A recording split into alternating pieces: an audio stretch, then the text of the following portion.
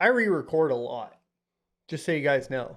You guys think I make mistakes in my videos. You should see the mistakes I make outside of my videos that I catch.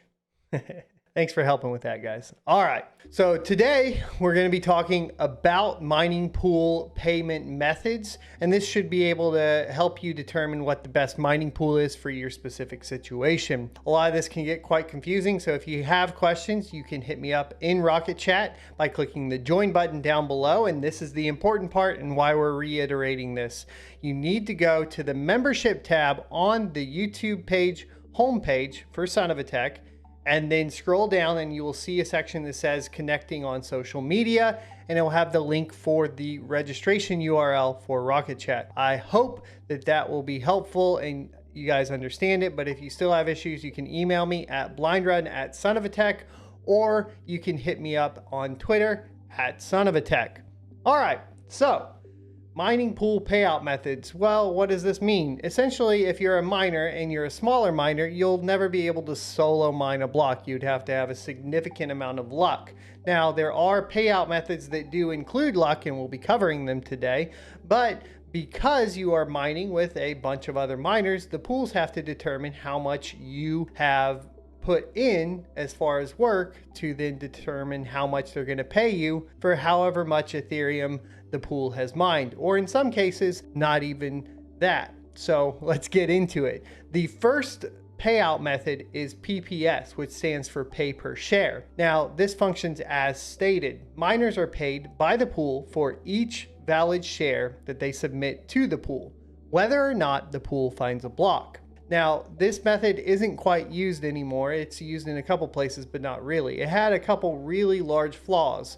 One is it paid miners out no matter what, even if the pool didn't find a block, meaning that the pool wallet that basically takes in the payment from the Ethereum network and then pays it out to the miners could just run out of Ethereum, theoretically, depending on the size of the pool and so on.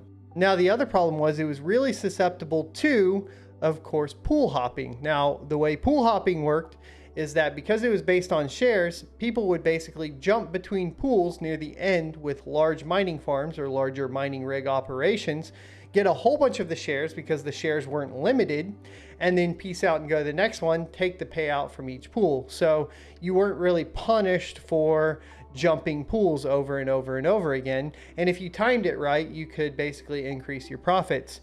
And this was a method that a lot of miners used early on. Obviously, you can't really use it as effectively now as you could in the past or in the early days of mining Ethereum. The next is PPLNS, and this is used by the largest mining pool in North America, Ethermine. And that is because, well, it protects pool owners, and it also stops people from pool hopping in this manner. Miners are paid a portion of the block reward and transaction fees that their pool finds, but only when the pool finds a block. And that's how it protects the pool owners from losing any money. Next, shares are defined by a fixed amount of shares with a variable N. Because there's a fixed amount of shares, if somebody comes in at the end of the block being solved and tries to accumulate a whole bunch of shares, they'll get capped by the end shares and kicked off. Basically, they won't get as many shares as they could potentially get by running them up on a PPS, for example.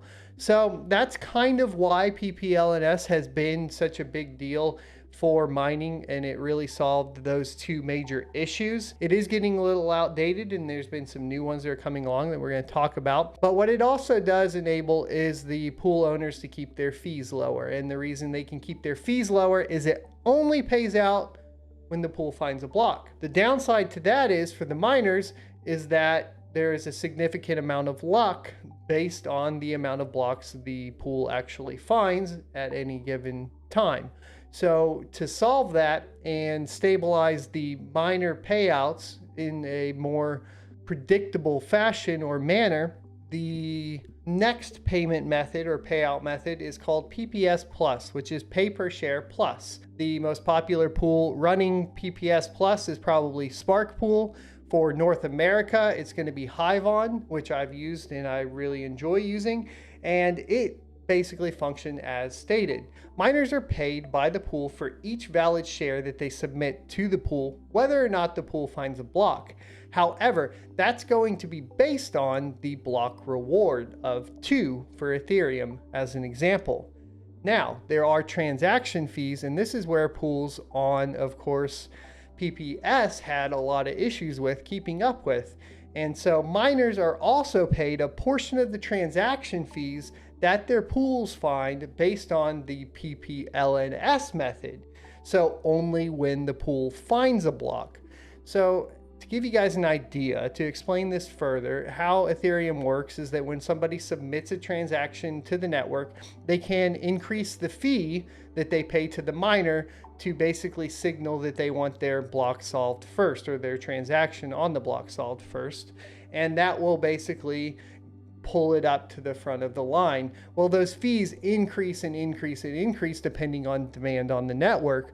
So miners want a portion of those fees, especially if you're talking about today where the base reward is 2 Ethereum and the fees can get all the way up, pushing it up to a 13 Ethereum block reward. And it wasn't very cool to, not have that option. But if the pools were like, okay, well, we're just going to pay it out no matter what, whether or not we find a block, such as on PPS, what happens then is that the pools run out of money because, let's say, block 1 found 13 and then block 2 found 4, and the pool had to pay you out based on, just your shares across the whole thing.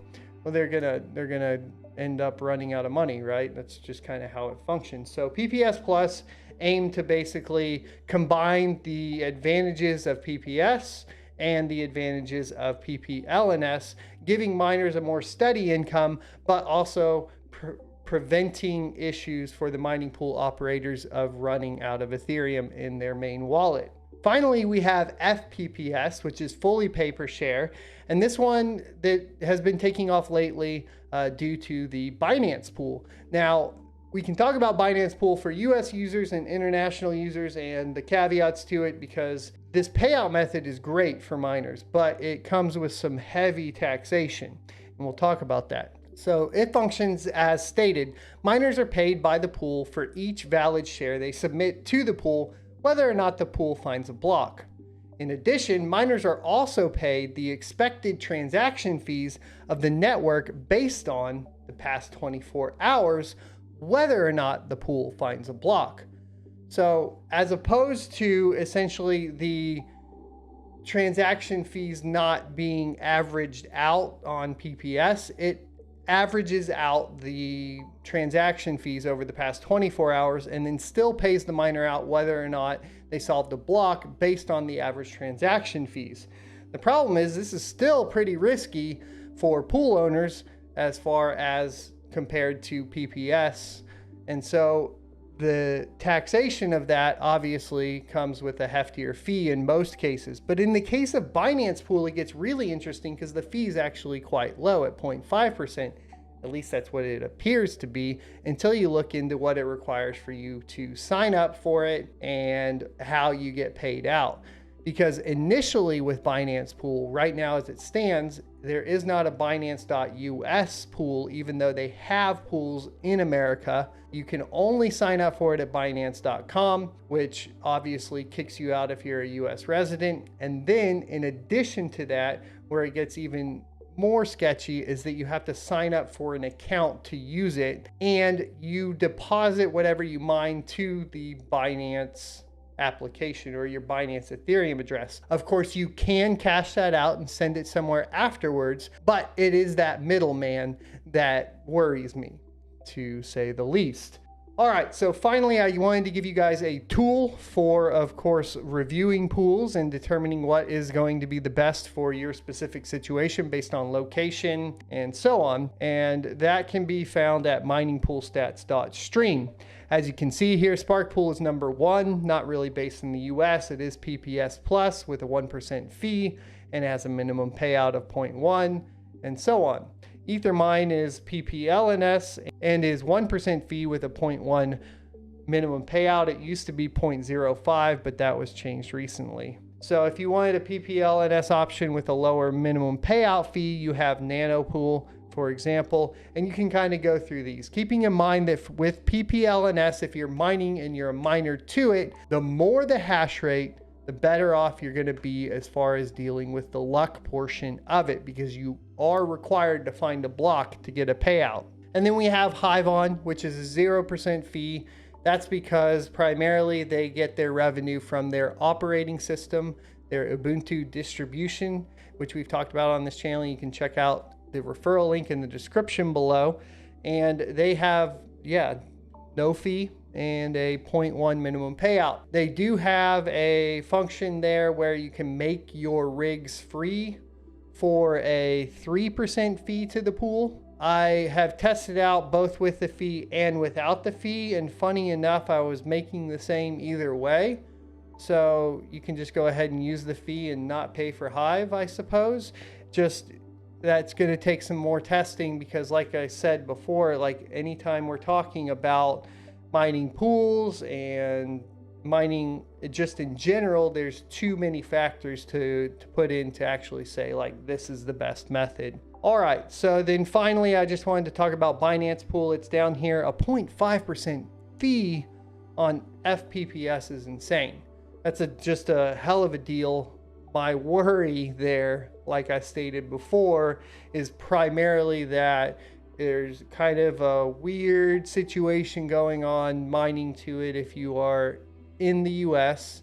And then there's the weird situation of having to actually create an account, which means they hold your account data. What I can tell you is they don't require user information, meaning like Prime XBT, which we've mentioned before, you don't have to put in like your name, your address, or anything like that at Binance.com. So, do you, boo? All right. Signing up is still kind of a downside, as well as, of course, having that Ethereum go to the Binance pool. Now, there are different levels.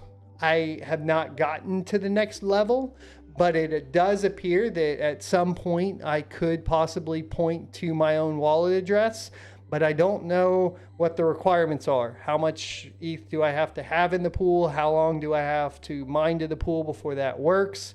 And obviously being in the US, that's nothing I can really test fully. So if you guys have, somebody that can shed some light on it from outside the US and we can do a little Q&A, I think that would be super helpful.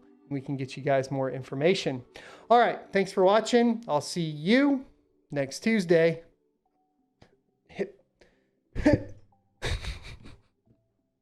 If you enjoyed this content, you can check out more crypto content on this playlist up here. Or, of course, go ahead and subscribe for more in the future. Adios.